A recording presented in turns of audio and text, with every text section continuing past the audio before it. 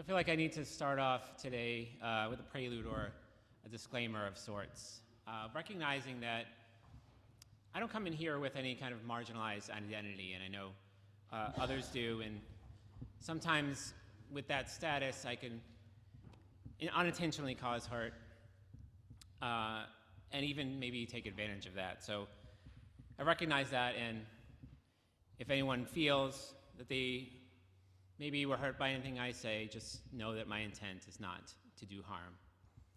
Also, that if you're feeling in your body that something's just uncomfortable and your body's saying, I need to get up, please do that. Listen to your body. Do what you need to stay present. So with that said, let us take a deep breath, knowing that we're all held in love.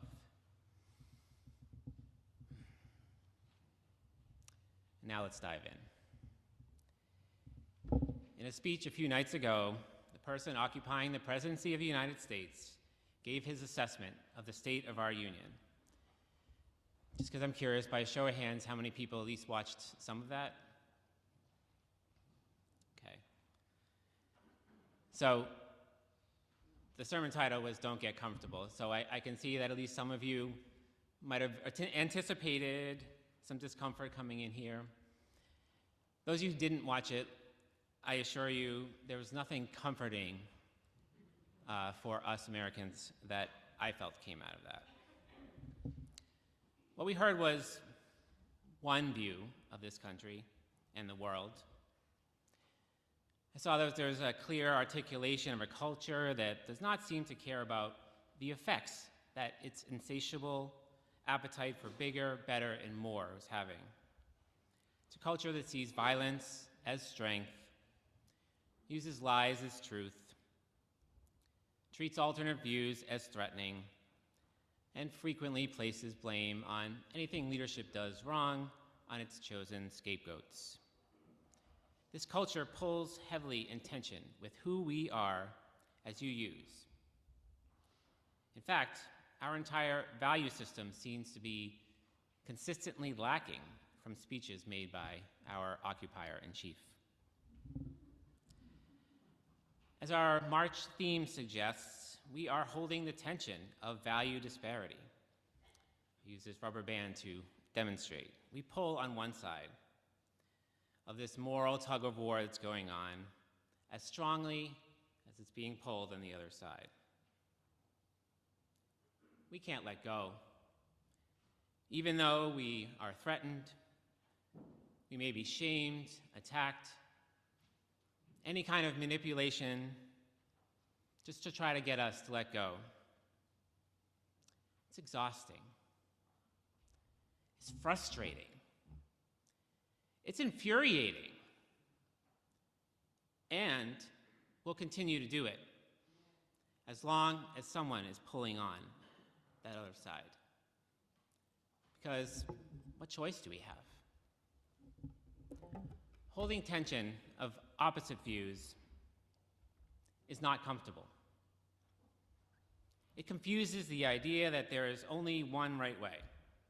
It promotes open conflict, raises hard issues to discuss. It pressures those in leadership to act. There's a tension out there. Something has to happen.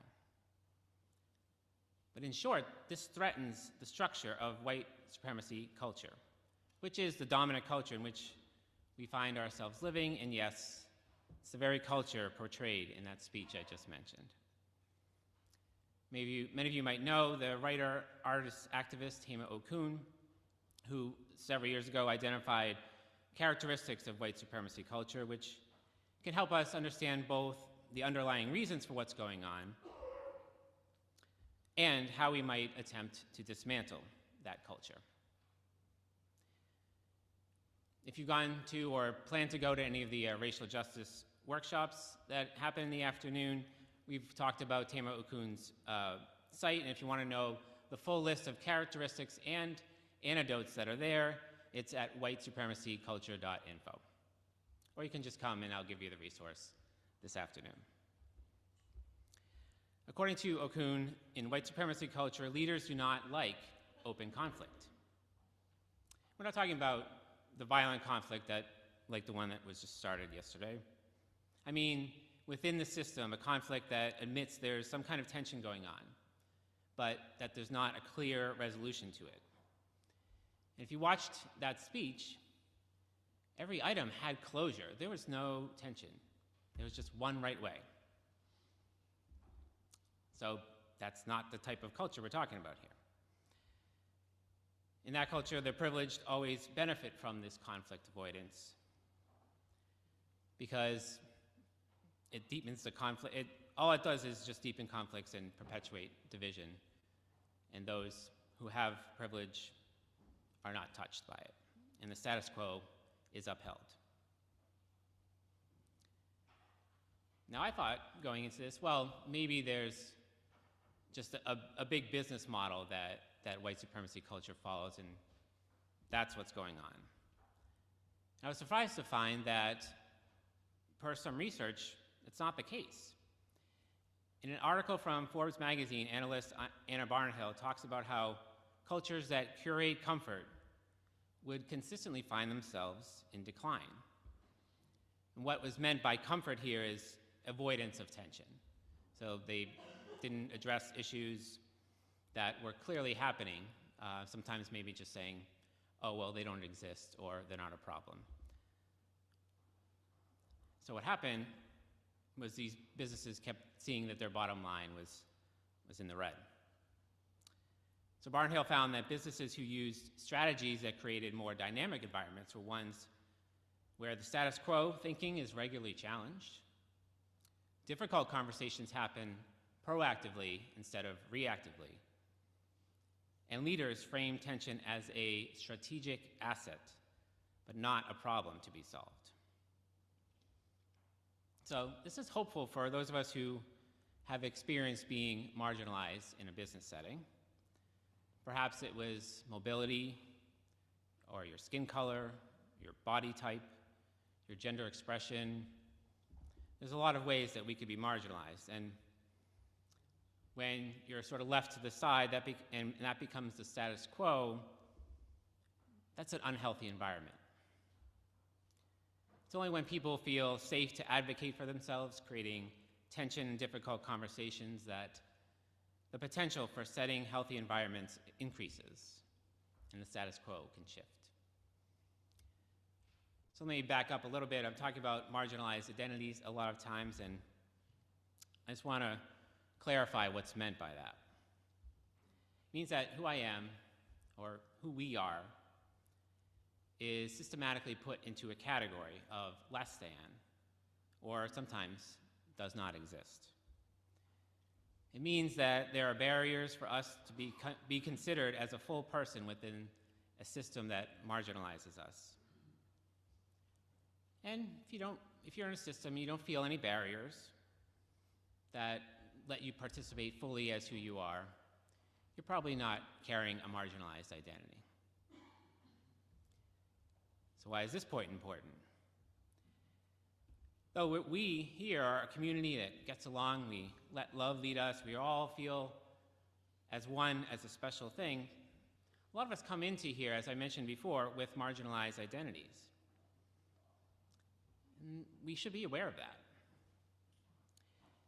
And sometimes it may not feel good to admit it, but there can be barriers here at UU Nashua which prevent us from participating as whole individuals. As UUs in general, we are committing to dismantling these systems within ourselves and within our community. And as a member of your staff, I can attest that we are actively pursuing that goal. But if you are feeling marginalized, and as staff or others don't know, it creates a missed opportunity for us to all get better and learn more about how the system is marginalizing. And it's our hope that by learning more about characteristics of white supremacy culture, for example, or just oppressive systems in general, we'll be more ready to have these uncomfortable conversations about the barriers within our own community and then the larger one. Another thing to say about white supremacy culture is it is a moral challenge for our country today. We recently lost a strong advocate for morality in the public square, the Reverend Jesse Jackson. He once said that leadership must face the moral challenge of our day. When he said that, it was a different time.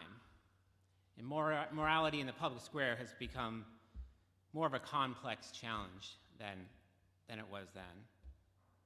Now, I feel morality is waved in our faces with no action being taken by our leadership to correct it in any way.